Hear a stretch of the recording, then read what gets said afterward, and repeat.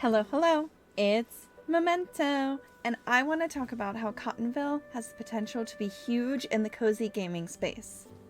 I had the pleasure of playing the demo for Cottonville, which included the first 5 days of gameplay. And one thing I noticed after having done the first 2 days twice, due to originally not recording it and then deciding I wanted to record it, was that it was still randomized what would appear in the shop. So both times I started it, I got different items in the shop. I thought this was a really nice touch because it meant that you didn't automatically have the exact same experience even if you replayed the demo. But before I go any further, I want to talk about what Cottonville is and how it works. So, Cottonville is a cozy game where you move to a new town on a whim to take over a small sewing shop. The game itself includes farming, foraging, and most importantly, making your own clothes to either sell or wear. This concept is relatively new for the cozy gaming space, and I personally found that Cottonville is full of untapped potential. I really haven't seen many other cozy gaming experiences that revolve around making clothes, and that was the thing that originally drew me to Cottonville because, just in case anyone didn't know, I also sew, and I have made casual clothes for myself before, as well as many different cosplays. So, as I go into my review of the game, the first place I always stop is the music and sound design. So, when I thought about the music, I found it to be quite soothing, and there are multiple different tracks, so I wasn't getting tired of it. This also meant that if there's a track I didn't like, it wasn't going to be playing for that long. I wasn't going to be hearing the same thing over and over. In general, I found it simply added to the atmosphere and allowed me something to relax to as I played. Though on the flip side, I also wasn't particularly drawn to the music. I could see myself splitting my time between playing it with the game music or muting the game entirely to listen to a podcast instead. This is something entirely up to player preference though, and I believe they did a great job when it comes to creating a wonderful atmosphere through music. The overall sound design of the game was also pretty good. Everything had little sound effects that went along with it, and I liked that there was a slider where I could turn them off because after playing for a couple days with all of the sound effects on, I also wanted to hear just the music, so I like that I could do that. Next, I want to move on to the characters. Throughout Cottonville, there's a colorful, and I do mean colorful, cast of characters to meet. The only downside is that they all seem to have really limited dialogue, and there's no chance to actually respond to any of them. With so many fun character designs, I really wanted to get to know each of them a little bit better. Even if it isn't the main focus of the game, just having a little bit more of an immersive dialogue can go a long way. I also think it could be fun to have some of the people in the town appear in the shop as special guests, and if you get their order perfect, you get a big bonus or maybe even like a reputation system.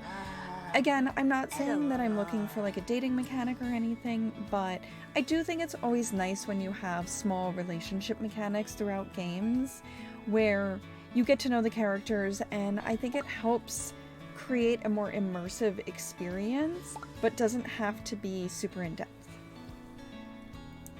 So, with that being said, let me talk about the story of Cottonville. The entire premise of the story is summed up in the opening images of the game, where due to unpredictable circumstances, you end up moving to Cottonville to run this store. And while I don't think you need that much of a story for a game like this one, I do wish there was a tiny bit more. I'm hopeful that this will be expanded in the full release of the game. I really like the images, and I don't think they necessarily need a full cutscene, but something a little bit more in-depth. Again, I do see that this is a game that is mainly focusing on the core gameplay loop, which we're going to talk about in a second, but I like having a little bit of story to go along with it. I don't want to just be a person who showed up to a town for unpredictable circumstances. I just want a little bit more than that. Like, oh, you have an aunt who is no longer going to be working on the store and they leave it to you, and you don't want to let the family store die, so you go work on it. Because as it kind of stood, I didn't even feel like my character had ever sewn in her life. It kind of just sounded like, well, we ended up here. Here we are. Let's make the most of it. So that's what I mean by having just a tiny bit more story. A little goes a long way with a simple game like this. So I saved the mechanics for last because there's so much to say about them. So the first thing I want to do is start with the core gameplay loop. The first thing you do, you open your shop, a bunch of people show up and you decide whether you can help them or send them away. If you choose to help them, then they give you 3 parameters they want for their clothes, and you have to try to fulfill as many as possible. Once everyone has either been helped or sent away, you get notified and can close shop. This is the core gameplay loop of Cottonville, and one I enjoyed once I got the hang of it. However, there's definitely improvement to be had. The first thing I noticed is that one of the colors I just didn't have access to. So anyone requesting brown clothes, I pretty much just sent away. Another thing was that the first attribute was a bit unbalanced. Lots of clothes were either the hat or the star, and then I didn't have any clothes that were the sprout one. There was nothing available in the store. And while I expect early game to be a little unbalanced, you're never going to get 3 stars for the most part. I was hoping to have even simple things that had each of the attributes. So maybe like, you know, how they had the hair clips. I think it could be cool if they had that for each one, but maybe the profit is really, really small. So something like that. Regardless though, I am pretty sure that you will unlock everything and it will get much easier with time. It's just, it felt a little bit unbalanced. So now that that's out of the way, I do want to talk about some of the other mechanics that go along with the game. So the first thing that you're taught how to do is forage. You can forage for flowers that you turn into either materials or dye. These are all over the map, and it's a free way to collect a minimal amount of stuff. The game even tells you you are getting less return on these forageables, but they're free. For the first 2 days, this is extremely valuable as you have no money. But by the 3rd day, I really only did this out of habit as I had earned enough money to easily buy out anything and everything I needed in the store. This ties into the farming. Since you have no toolbar, it means you automatically do everything, which is fine. And while it was slow, I didn't mind it that much since the game is advertised as extremely laid back. So I can't complain about that. I do wish they would scrap refilling the watering can or make it work for longer because it only watered about 6 plants at a time, so I found myself constantly going back and forth to the well to refill the watering can.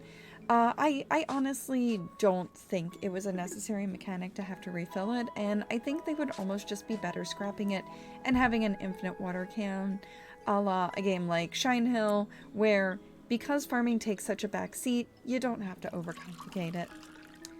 And again, with the amount of money I was making, I really stopped needing to plant the seeds and instead did it mostly because I just liked having something more to do than just making the clothes. Speaking of the clothes, let's talk about the clothes. There are 3 stations. The first one turns the flowers into fabric. There are 3 different fabric types that you have currently. The next one is for dyeing the fabric, different colors. And then the final one is sewing the clothes themselves. So when you sew the clothes, you have to make sure that you have the necessary fabrics and dye colors in the necessary amounts. And something I noticed was that how they did the fractions was backwards, and I kept thinking I had things I didn't. That might be a little nitpicky of me, but it kept throwing me off. I also, sometimes my menus would get a little bit wonky and I would have to exit out. If I scrolled down, I couldn't go back up. But this is a demo, so I am willing to give grace on those things because it happens. It's a demo right now, and I could tell what was meant to happen. So one of the things that I thought was a little bit difficult was some of the clothes require a couple, like quite a few different things. I had one thing that required 3 different color fabrics and they all had to be a specific type of fabric. So it wasn't that I just needed 3 colors, it was that I needed to make sure I had red, green, and blue dyed cotton fabric, and I would forget, and then I'd accidentally dye my last piece of cotton pink, and you can't change what you've already dyed. So I think it would be really cool if you could get a checklist, essentially. If I could go to the sewing machine first and see, I want to make the overalls. The overalls need 2 red cotton, 2 blue cotton, and 2 green cotton, and like something else.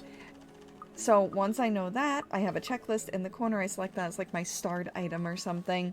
And then I know to go over to my dye machine, go over to my fabric making machine, make a whole bunch of cotton, take that cotton over to the dyeing machine and dye it the colors I need, and then I can return instead of having to remember everything, because I don't know about you guys, but sometimes I'm chilling a little too hard and I forget what I'm doing. So I think that that would just be a way to make it a smoother experience, especially for something that takes a lot of materials. Like I said at the start of this, I believe Cottonville is full of potential, and it's the sort of game we haven't seen before. The emphasis is on the clothes and everything else is just extra, but it's in these extra things that the game can truly flourish, I believe. Allow the player to get to know the faces around town, streamline the process of making clothes, and balance out the money system, and I think this would truly make Cottonville stand out a ton. The aesthetic of the game is so pretty, but before I get carried away, let's get to the last part of the review. For the last part of this review, I want to highlight my favorite things about this demo and end it on a purely positive note. So my absolute favorite thing is that I can wear any of my creations. So whenever you make something, you can choose not to sell it and instead add it to your wardrobe. I thought this was such a nice touch because I got to directly impact how my character dressed, and I got to change it over time. While it's kind of limited on character creation in the beginning, I loved that it was limited because I got to fully expand due to things that I was making. And again, speaking of the wardrobe, I love how most of the clothes had color variations. So if I was making a denim skirt, but if I was trying to make myself an outfit and I made a denim skirt, but I didn't necessarily want to wear blue denim, I could dye it pink instead. And I really like that I could have a fully customizable outfit based on my own personal preferences, and then I could also make things for my store based on a wider amount of preferences. And finally, I love the aesthetic. The art and models are so cute, and the second I saw them, I wanted to try this game. I love how you just kind of boop, boop, boop, boop. You just bounce around the world. That made my cat look at me. You just kind of bounce around the world. I think it's really cute, even though it's like, there's not even a true walking animation, but I think that's part of the charm of it. And really, the aesthetic is so on point. The bright colors, they stood out immediately, and I genuinely found myself loving the game so much.